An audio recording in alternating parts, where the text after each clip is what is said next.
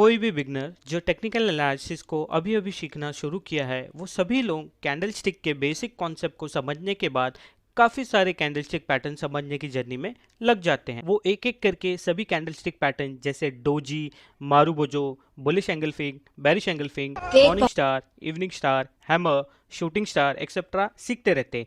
ये सब सीख लेने के बाद रियल चार्ट में जाके ढूंढते रहते हैं और पैटर्न मिलने के बाद ज्यादातर उस पैटर्न का नाम और उसे कैसे रीड करते हैं ये भी भूल जाते हैं और फिर से कैंडलस्टिक पैटर्न को याद करने में लग जाते हैं। ये जर्नी साल दर साल चलती ही रहती है। तो आज के इस वीडियो में हम इस प्रॉब्लम का सलूशन लेके आए हैं। इसमें हम आपको सिखाएंगे इन सब पैटर्न को याद किए बिना रियल चार्ट इसे कैसे आइडेंटिफाई करोगे और उस सिचुएशन पे उस पैटर्न पे ट्रेड करे या ना करे ये डिसीजन भी ले पाओ। तो इस वीडियो को लास्ट तक जरूर देखना। देखने के बाद अगर आपको लगता है कि कुछ नया सीखने को नहीं मिला है तो वीडियो को डिसलाइक जरूर करना। इस कॉन्सेप्ट को समझने के लिए हम पहले कैंडलस्टिक का बेसिक फॉर्मेशन को थोड़ा देख लेते हैं। कोई कैंडल जिसका ओपन नीचे और क्लोज ऊपर है तो उस कैंडल का कलर ग्रीन होता है और जनरली उस कैंडल को बुलिश कैंडल माना जाता है। सेकंड, जिसका ओपन ऊपर और क्लोज नीचे होता है उसका कलर रेड होता है और उसको जनरली बेरिश कैंडल माना जाता है। और हाई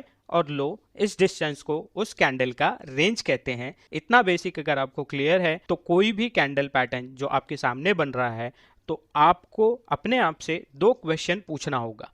फर्स्ट, उस कैंडल का टोटल रेंज के कंपैरिजन में उसका क्लोज कहाँ पे हो रहा है। सेकेंड, उस कैंडल का साइज अपने प्रीवियस कुछ रीसेंट कैंडल के कंपैरिजन में कैसा है। तो चलिए पहले क्वेश्चन के साथ हम शुरू करते हैं। इस क्वेश्चन के आंसर से हम ये जान पाएंगे कि कैंडल में प्राइस का कंट्रोल किसने किया, बायर्स या सेलर्स।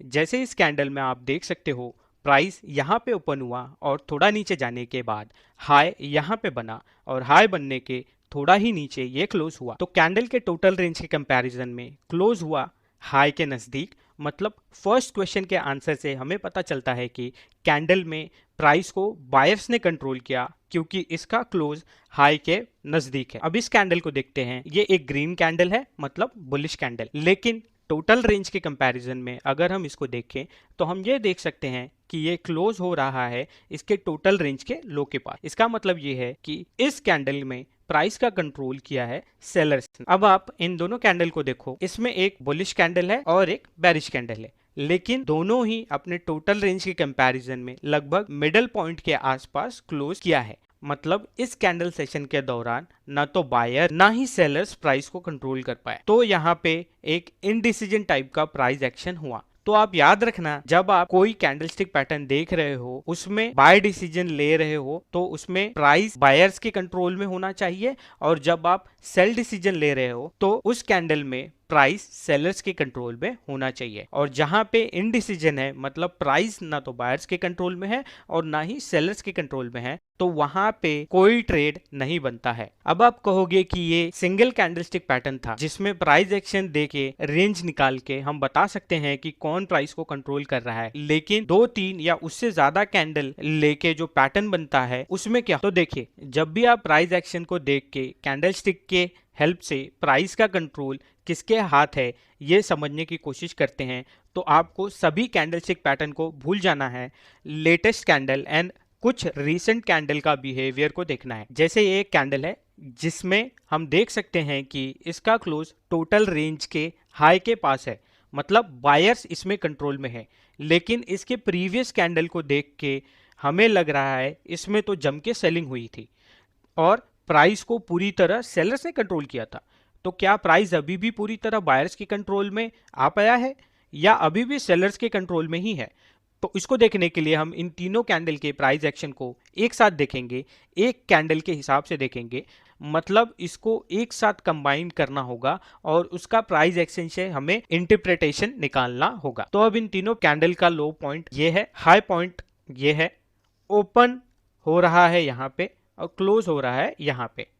तो अब हमारे सामने एक नया कैंडल बन गया है। अब इस नए कैंडल के रेंज के हिसाब से क्लोज है रेंज के हाई के पास। तो हम अब देख सकते हैं कि तीनों कैंडल के प्राइस एक्शन में प्राइस को लास्ट तक बायर्स ने ही कंट्रोल किया है। अब अगर हम एक चीज और ध्यान दें तो इन तीनों कैंडल को एक मॉर्निंग स्टार कैंडलस्टिक पैटर्न कहा जाता है जो एक बुलिश सिग्नल दे रहा है, लेकिन इस मेथड से आपने इसका नाम जाने बिना ही प्राइस क्या कह रहा है इसका इंटरप्रिटेशन निकाल लिया था। दूसरा एग्जांपल देखते हैं। अप ट्रेंड के दौरान एक स्ट्रॉन्ग बुलिश कैंडल बनता है जिसके प्राइस कंप्लीटली बायर्स के कंट्रोल में होती है। हम इस पैटर्न को बुलिश मारुबुजो कैंडलस्टिक पैटर्न कहते हैं, लेकिन हमें नाम से कोई लेना देना नहीं है। अगर आप इसको देखकर सोच रहे हो कि नेक्स्ट कैंडल बुलिश कैंडल बनेगा तो हम इसमें बाय करेंगे, आगे जाके नेक्स्ट कैंडल एक छोटा सा बुलिश कैंडल बनता है, तो इस सिचुएशन में आपको तुरंत बाय नहीं करना है। आपको ये दोनों को कंबाइन करके देखना है। लो बन रहा है यहाँ पे, हाई बन रहा है यहाँ पे, ओपन यहाँ पे और क्लोज यहाँ पे।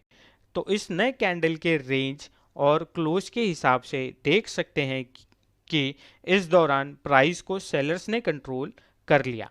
तो इस सिचुएशन में यहाँ पे कोई बाय ट्रेड नहीं बनता है। फिलहाल के प्राइस एक्शन को स्टडी करने के बाद लग रहा है प्राइस यहाँ पे रिवर्स हो जाने के चांसेस बहुत ज़्यादा हैं। अभी ये दोनों कैंडल मिलके कौन सा पैटर्न बन रहा है मुझे नहीं पता और इसको याद करने की ज़रूरत भी नहीं है। आप कैंडलस्टिक के प्राइस को देख के बायर्स और सेलर्स के बिहेवियर को स्टडी करना जब सीख जाओगे तो कोई भी कैंडल पैटर्न को याद करने की ज़रूरत नहीं पड़ेगी। अब हम अपने सेकंड क्वेश्चन में आते हैं। उस कैंडल के साइज अपने प्रीवियस कैंडल के कंपैरिजन में कैसा है इसके बारे में। इसमें आपको देखना है जो कैंडल आपने स्टडी करने बायर्स और सेलर्स का बिहेवियर जानने की कोशिश कर रहे हो उसके प्रीवियस कुछ रीसेंट कैंडल उसकी डायरेक्शन को सपोर्ट कर रहे हैं या नहीं। जैसे प्राइस यहाँ पे रिट्रेस करने के बाद सपोर्ट एरिया में एक स्ट्रॉन्ग बुलिश कैंडल बना रहा है। इसको देख के पता चलता है इस कैंडल में प्राइस को बायर्स ने कंट्रोल किया है, लेकिन प्रीवियस रिसेंट कैंडल जब प्राइस नीचे आ रहा था उसमें प्राइस का कंट्रोल सेलर्स के हाथ में था और ये सब का जो साइज था उसका कंपैरिजन में रीसेंट बायर का कंट्रोल किया हुआ कैंडल बहुत ही छोटा है। तो ये सब देखने के बाद आपको पता चल रहा है जो रीसेंट मूव बायर्स ने लाया है वो प्रीवियस कुछ कैंडल में सेलर्स ने जो अपना पावर दिखाया था